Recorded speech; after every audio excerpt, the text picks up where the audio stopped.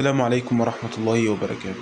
أنا بجد عاوز أعرف إيه حالة التخلف وإيه حالة عدم الوعي اللي فشت في المجتمع بتاعنا كله.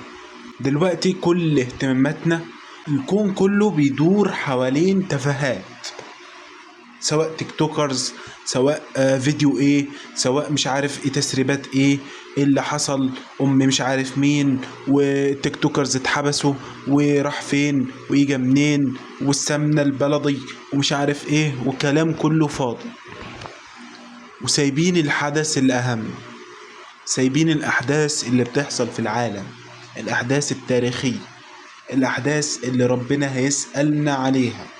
سايبين اللي بيحصل في العالم، مش عارفين، مش واعيين، سواء اللي بيحصل في غزة، سواء اللي بيحصل في السودان، سواء اللي بيحصل في جميع بلاد المسلمين. مش عارف هل حالة عدم الوعي دي ليه فشت في المجتمع بالطريقة دي.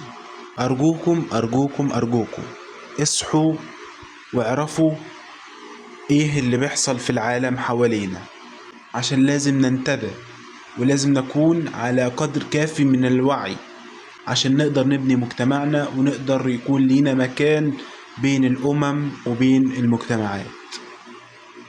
السلام عليكم.